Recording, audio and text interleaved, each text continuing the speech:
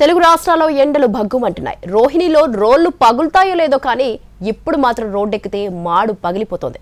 AP తెలంగాణలో 48 డిగ్రీలకు పైగా నమోదవుతున్న టెంపరేచర్ జనాలను బెంబలెత్తిస్తోంది.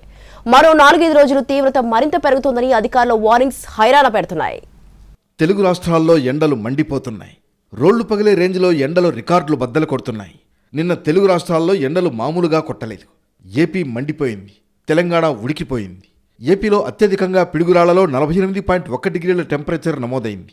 బాపట్ల జిల్లా వేటపాలెంలో 47.6 డిగ్రీలు నమోదైంది. ఇక కృష్ణా జిల్లా నందివాడలో 47.6 డిగ్రీలు, ఎన్టీఆర్ జిల్లా తొర్రగుడిపాడులో 47.4 డిగ్రీల ఉష్ణోగ్రత రికార్డైంది.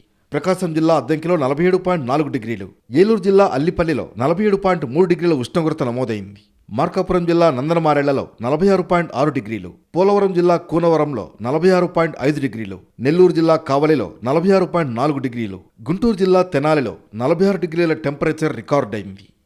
ఇక తెలంగాణ విషయానికొస్తే ఉమ్మడి ఆదిలాబాద్ జిల్లా ఉడికిపోయింది. అత్యధికంగా నిర్మల్ జిల్లా దిలావర్పూర్లో 46.5 డిగ్రీలు నమోదు కాగా, హనుమకొండ జిల్లా ధర్మసాగర్లో 46.4 డిగ్రీలు రికార్డైంది.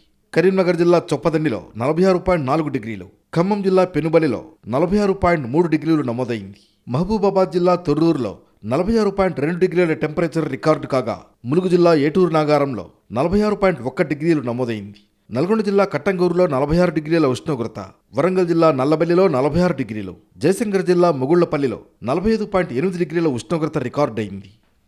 బయటకొస్తే మాడు పగిలిపోవడం గ్యారంటీ అనే రేంజ్లో సూర్యుడు డేంజర్ బెల్స్ మోగిస్తున్నాడు.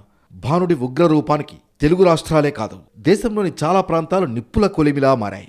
వచ్చే వారం రోజుల పాటు ఎండల తీవ్రత రికార్డు స్థాయిలో పెరుగుతుందని, అప్రమత్తంగా ఉండాలని అధికారులు హెచ్చరిస్తున్నారు.